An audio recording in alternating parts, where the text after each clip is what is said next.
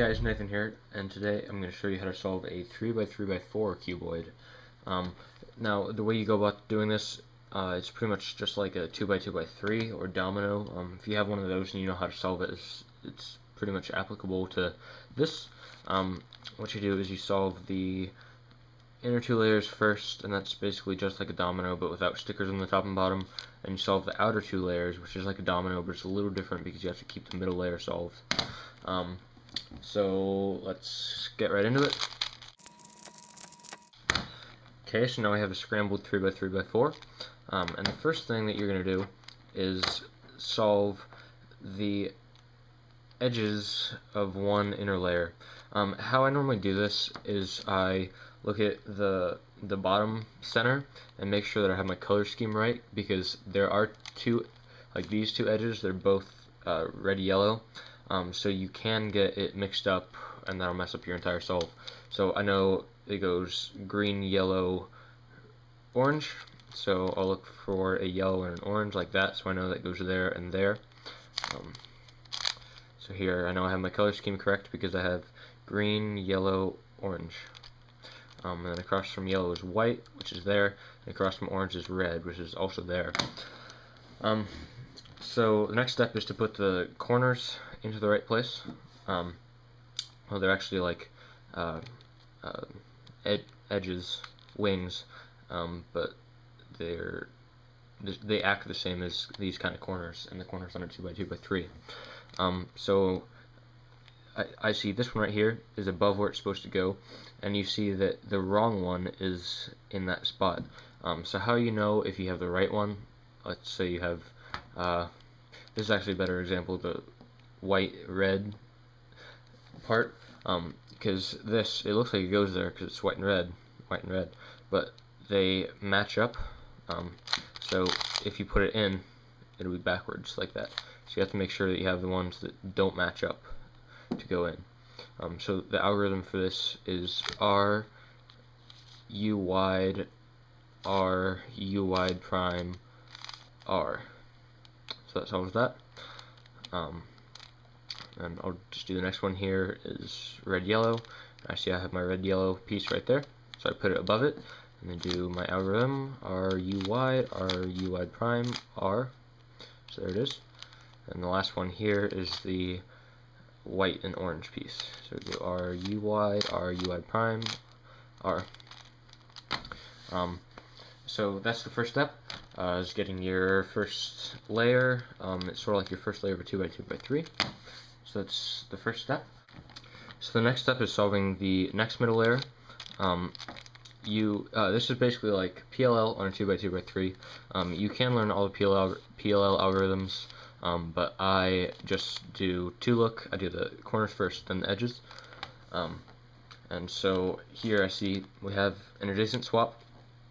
These two are solved. This is an adjacent swap. So the algorithm for this is just like a T permutation on a 3x3. You hold the solved ones on the left, and you do R U wide prime R U wide R, Y R U wide prime R wide, or R prime. And then now you see that we have all the pieces solved, all the corner pieces solved. The other possibility for the corners is an opposite swap, like that. You could do a Y perm algorithm for that, like this on 3x3. That isn't very nice for the inner layers because you have to do both U and D turns, so you can see how that gets kind of weird. So I just do two T perms. Doesn't matter how you hold it. You T perm like that, and then you reorient, so you solve the corners with that T perm. I will be going over the Y perm later in the video, just in case you would rather do that. Yeah. So the next step is solving the middle layer edges. Here you see we have a Y perm. You can, of course, learn an algorithm for the EPLL cases, but it's actually faster if you do something else. So what I would do is I see with a Y perm you hold the block on the left, then you do an opposite switch, and this is like on a 3x3.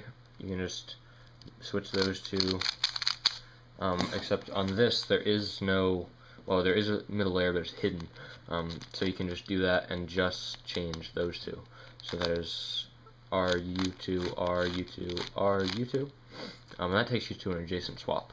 In the algorithm for the adjacent swap, you hold it in the front like this, and you do RU, RU, RU2, RU2, RU, RU prime, R.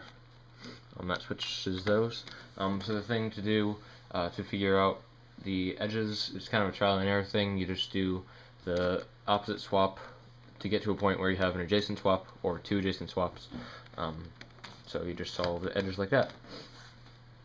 So now we have the middle two layers solved.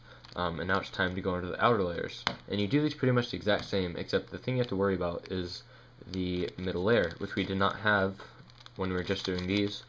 We didn't have to worry about the hidden middle layer in the center, but now we do. Like if we do that, it will switch these. So we have to make sure that it always solves after each algorithm. So the next step is to solve all the edges. Well, all the edges of one layer. So you see we have these two here, and then this one goes down there, but if I do that, it'll switch these around. So you have to do a U2 and then offset it so that when we bring it back and bring it down, those will be correct. Same for this, we have to do U2, R2, U2, R2. So now we have all of our edges solved. So the next step is solving the corners. This is basically the same algorithm as the center one. You could do it one of two ways. You could either solve one corner at a time and do a modified algorithm that returns the middle layer every time, and that algorithm is R, U, R, U, R, U2, R2. So you see that preserves the middle layer. But what you also could do is do the normal algorithm for the middle layers, R, U prime, R2, which offsets those two. But now you have to sort of keyhole in the corners. So you rotate the D layer so that corner goes where those are, and then you do it again, and that resets it. So now every set of two corner swaps that you have fixes the middle layer. So this one goes right there. So we do the algorithm, and this one goes right there. So we move it and do the algorithm. If you have an odd number of swaps, you can just do the algorithm that preserves the middle layer. So you do R, U, R, U, R, U2, R, like that. So now we have our first layer solved, and now it's on to the last layer. Now for the last layer, we have the same way of going about it as the second middle layer. You do corners first, then edges. And here you see we have an opposite swap, and for this I actually would use the Y-perm algorithm, unlike the middle layers, because it actually works for this and it doesn't mess up the middle layer. So the algorithm for the Y-perm is R, D prime, R, U prime, R, D, R, U prime, R, U, R. So that solves your corners. Now if we have an adjacent swap like this, you hold the block on the left and just do a T-perm algorithm, which is R, U prime, R, U, R, U, D prime, R, U prime, R prime, D. So you see that solves the corners as well. Now we have the same deal for the last layer edges. You just do a combination of opposite and adjacent, or you do a combination of opposite swaps to get yourself to an adjacent swap. So I know for U-perm, I hold the block on the left and do an opposite swap. And that messes up the middle layer, but so does the adjacent swap, so you want to keep that. So then you do the adjacent swap algorithm, and it solves the cube. Now if you have a parity like this, where you have either an opposite or an adjacent swap, or any edge permutation case that isn't possible on 3x3, what you do is you get it so that these edges are swapped instead of these. So we do R, U2, R, U2, R. So here we have this set up like this, where this edge is supposed to switch with this edge. So you hold it in the front like this, then you do the parity algorithm, which is U2, R, F, little U2, F2, R2, U2. So that is how you solve the 3x3x4 using the standard method of solving the inner layers down the outer layers. There is another way of solving this, however, where you're actually solving a 4x3x3. So you hold it like this, and you solve it using the Roux method, which some of you might know from 3x3 speed solving. So this is sort of a non-standard method of solving the 4x3x3. Most people just solve it using the double domino method, but this is actually a lot more fun, I think, and it's more intuitive, less algorithmic, and it's pretty fun. So now I'm just going to give you a quick overview of this method. I'm not going to show you the algorithms or how I solve the steps at all. I'll just leave a link in the description to the algorithms.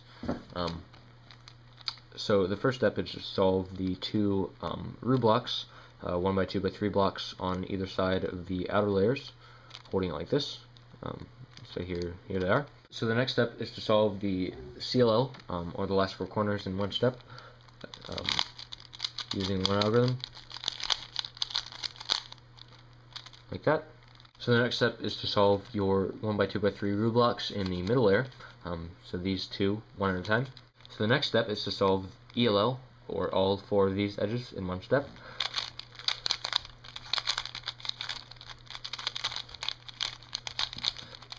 Like that. So that is an overview of how you solve the 4x3x3 using the Roux method. There's a link in the description of all the algorithms for that. So now you have two choices of how to solve this puzzle. I hope one of them suits you. If you have any questions about anything, feel free to leave a comment or message me. Thank you for watching.